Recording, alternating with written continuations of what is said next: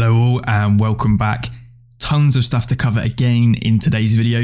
I'm going to be doing a quick recap of what we've seen over the last couple of weeks or so across the crypto space, as things have been incredibly green, as well as looking at some more information around Hedera Hbar in particular, particularly off the back of the Atma.io use case release that we saw last week or so. Can't exactly remember when it exactly dropped, but of course there has been a ton of noise about that Avery Dennison use case because it is generating a massive volume of transactions across the Hedera mainnet, and in turn we have seen huge amounts of sentiment increase on the socials and actually price movements for once, which of course is always brilliant to see. Quickly jumping into the crypto fear and greed index though to look at the current sentiment or state of the market. We can see we're currently in the neutral territory of 51 on this. Yesterday, fear of 45, and last month, fear of 26. We were deep in that red zone. In fact, if I pull back on the yearly time frame for this particular sentiment metric, we can see the last time we were in the 40s to 50s for the crypto fear and greed index was back in the middle of August of last year. So what does this mean? It means potentially we could see a bit of a sell-off take place. And of course, that is to be expected. We have seen a rather large run-up, in some cases 30 to 50% across the majority of the crypto projects that make up the, say, top 50 to top 100 in terms of market cap.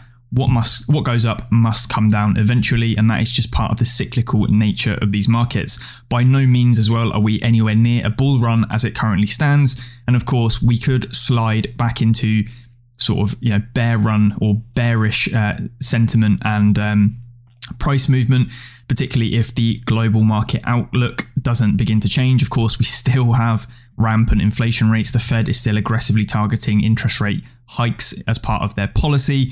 And of course, there are still looming recession fears for majority of the G7, G10 largest economies across the globe. So we could move back down. We could continue on that trend. Me personally, as I've said before, I just continue to average into these positions. One thing I will say for many of you that watch these videos on a regular basis, I do actually like to use this particular metric, the fear and greed index, to sort of change my sort of long-term investment strategy partially when it comes to these cryptocurrencies. So what I'll tend to do is when we're actually in the fear side of this index, I am completely happy to average into majority of the positions. And then as we start moving up into the neutral or the greed side of that index, I do slowly pull back on the amount of capital that I'm deploying into the markets, because we tend to see when we hit the neutral or greed sides of this particular sentiment indicator, we do see a bit of a pullback, and then that just allows me to accumulate more tokens over the long term. Of course, as well, another valid strategy that many people use is when this goes into the neutral or greed territory,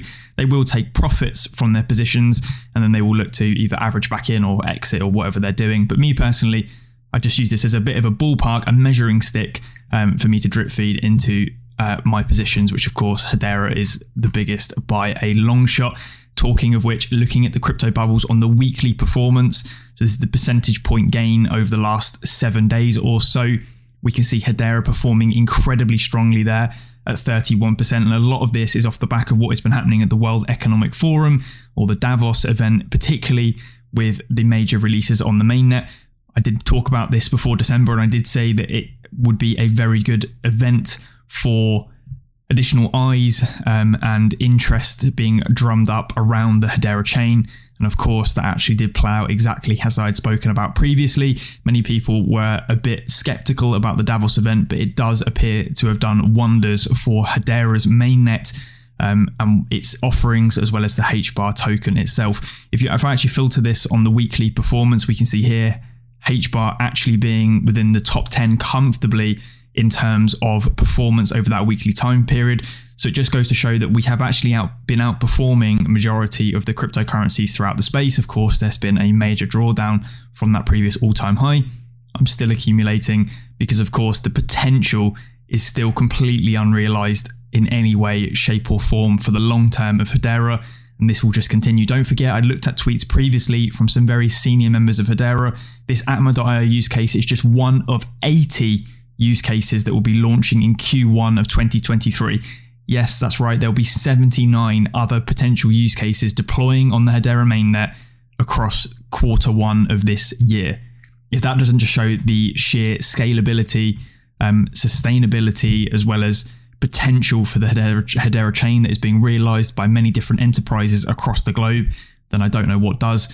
I can't even think of any other chains that have got a couple or a handful of different enterprise scale use cases, let alone enterprise scale use cases running up into double digits, high double digits, approaching triple digits. Yeah, incredibly fantastic stuff, and something as well. Brilliant to see the patience paying off in terms of me producing a lot of these videos, giving you guys this information, the community at large. Obviously, I interact with as many of you as I can on a regular basis in Discords and across Twitter spaces, and it's starting to pay off in terms of what we've all been researching behind the scenes, and it's fantastic, of course, to see. Global cryptocurrency market cap is solidly approaching $1 trillion again, as we'd seen previously. We have just done a bit of a pullback from the last 2 days where we did surpass the $1 trillion total market cap yet again. And of course, just showing how far away we are from those previous all-time highs we saw. If I go back on maybe the all-time, we can see we were hitting, what's that, nearly $3 trillion, $2.7 trillion market cap overall. So there's still $1.7 trillion missing from the total cryptocurrency market cap in comparison to when we were in that bull run previously. We have seen Bitcoin's dominance beginning to increase though as well, which could insinuate that we will see a larger run on Bitcoin take place in the near future. And of course, some of the altcoins may pull back as a result of that. Anyway, that's enough for the different sort of macro side of what's happening across the crypto markets.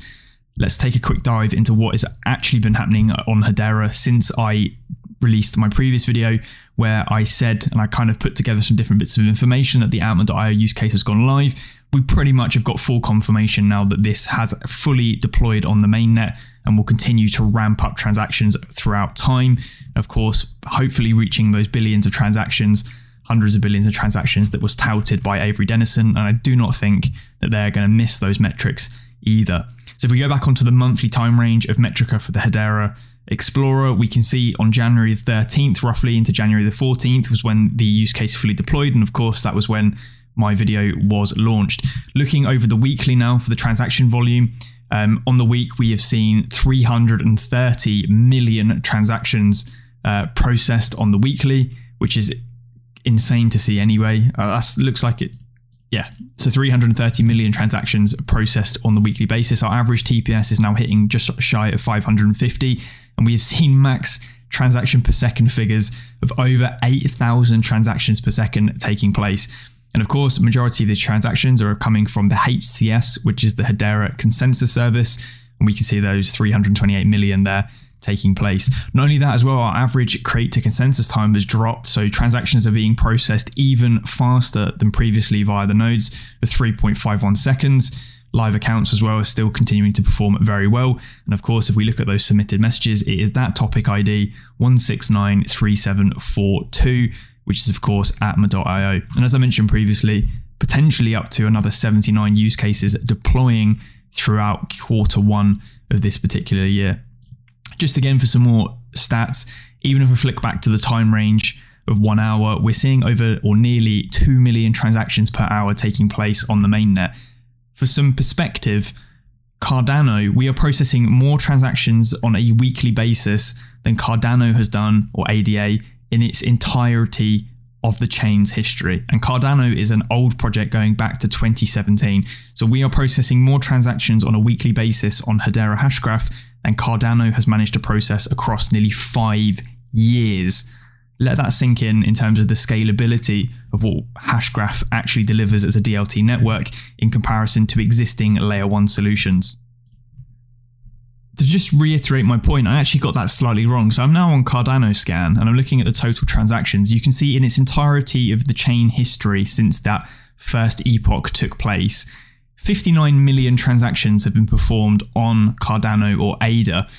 If I go back to Metrica for Hedera, you can see we are processing 43 million to 50 million transactions per day. So we are nearly doing the same amount of transactions that took 5 years on Cardano on Hedera in 24 hours or less. Again, let that sink in. I was talking about weekly before, I was a little bit out. It's daily. We're doing the same amount of transactions daily. How insane is that in comparison for a layer 1 solution? It's completely night and day. And not only that, look at the market cap of Cardano. In fact, I'll pull that up on screen right now.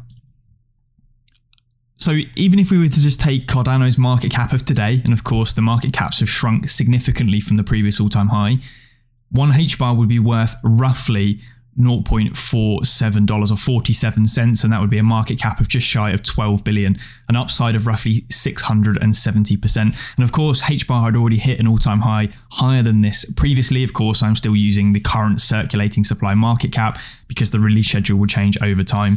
Of course, these values will be slightly less at the fully diluted amount, but we can see the same for any other type of comparison we'd like to do. Regardless, we can see that there is an upside of 670% to take away Cardano's previous market cap. And in fact, if Cardano had the market cap it had previously during the bull runs and Hbar were to take that market cap, we'd be seeing Hedera Hbar tokens in the prices of dollars rather than cents. So it just goes to show the amount of growth and potential there is in Hedera Hashgraph, or the Hbar token, going forward, and that the fact that its true value is completely unrealized in comparison to majority of these other layer 1 solutions. Again, talking about adoption though, and looking more at the wider markets, some statistics from Tether here were released. The 2022 settlement volume, so this is the sheer total number of dollars or pounds or whatever it may be being processed via different networks. Of course, they're two familiar faces in terms of MasterCard processed over $7.7 trillion worth of transactions, Visa $14.1 trillion, so nearly double that, and Tether $18.2 trillion. So larger than Visa and MasterCard independently, and almost settled more than Visa and MasterCard combined. Again, if this doesn't show you the sheer level of adoption that is taking place under the majority of people's noses, I don't know what does. When you've got a cryptocurrency project, of course, this is a backed project, so it's not particularly a token, it's a stable coin, but we are seeing a larger volume of money, cold hard cash being processed via the fundamental cryptocurrency space, which is again fantastic to see. Talking about that use case as well from Hedera a little bit more. Anyone wondering about the use case on Hedera, just check this out. It might have been a long time coming, but wow, it was worth the wait. And this is actually some stuff live from Davos in terms of how this Avery Dennison Atma.io use case is working. These guys actually manufacture these tags for different apparel brands and different merchandise and products across the globe. Of course, they've got billions of different products that they actually manufacture these tags for. And if we have billions of products with multiple different steps, we can see billions times that many steps entering the Hedera chain. I'm just going to play this video really quick for you guys, just so you understand what Atma.io is actually doing and how it is leveraging the Hedera consensus service. So we can see here, there is effectively a QR code on these different barcodes they are putting on these products.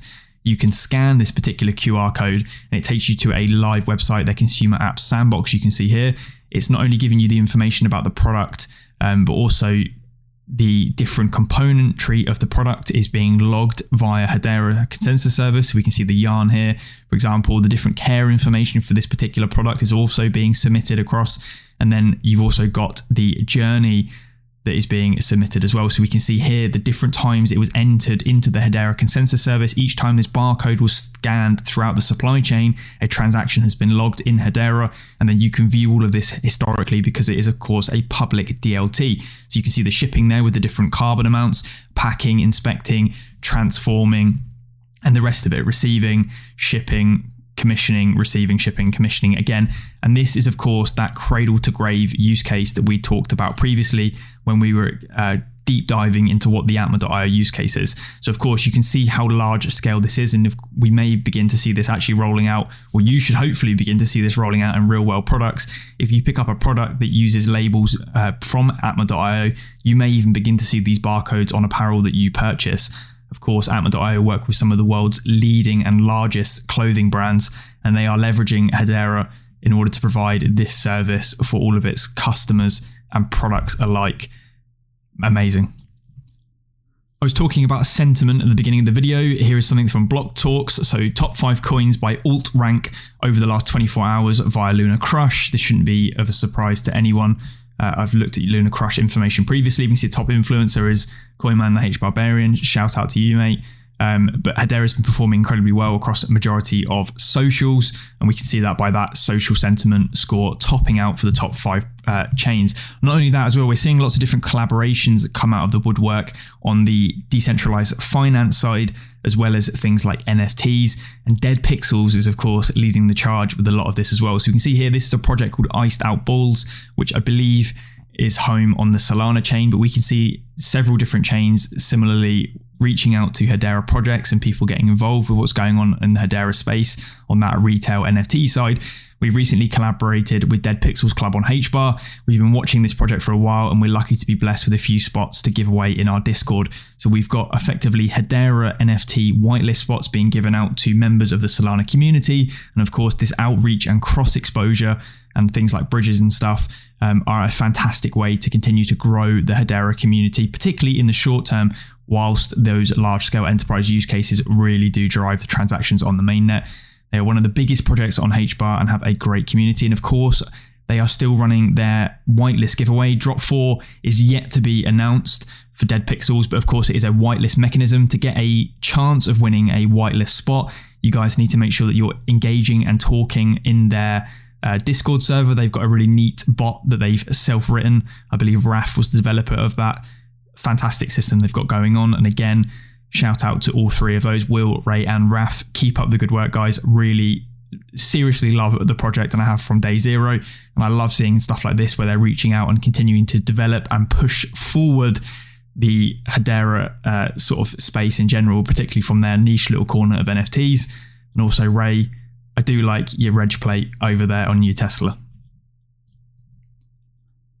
Huge news as well for majority of 𝗏𝗏𝗡barbarians. Hashpack now supports unstoppable web through the Hashgraph name service. You can now send and receive 𝗏𝗏𝗡 and NFTs on any decentralized application on Hedera using unstoppable domains. So again, this is something that was primarily for larger chains like Ethereum. Unstoppable domains are a well-known sort of service offering for Web3 across crypto.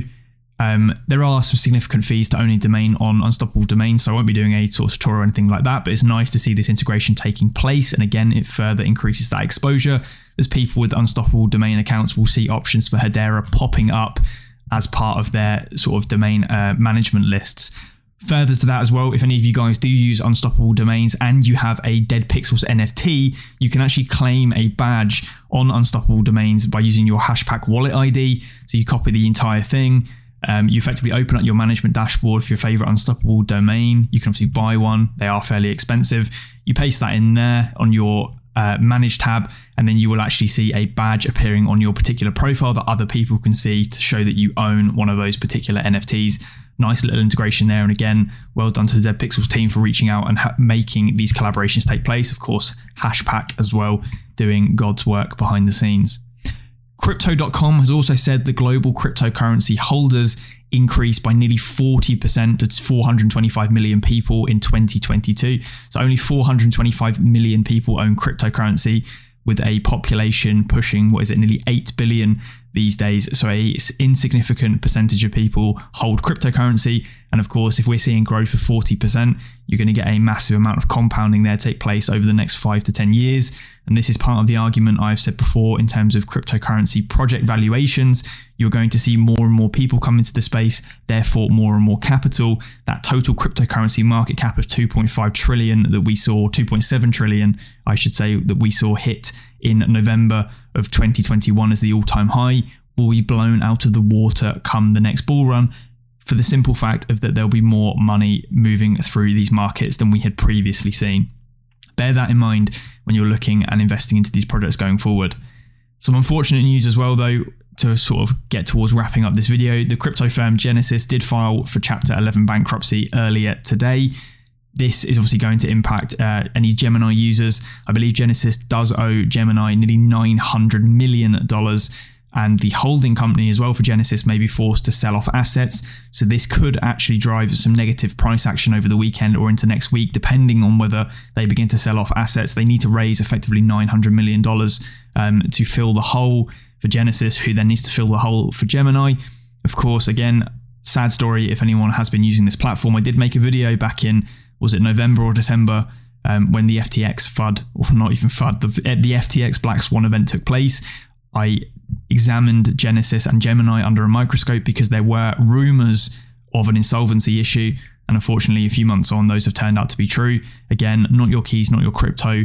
Just don't take the risk if you're holding stuff for the long term. Make sure you've got small amounts on a centralized exchange. Just use a centralized exchange as an on-ramp and then get your stuff into a hot wallet or a hardware wallet.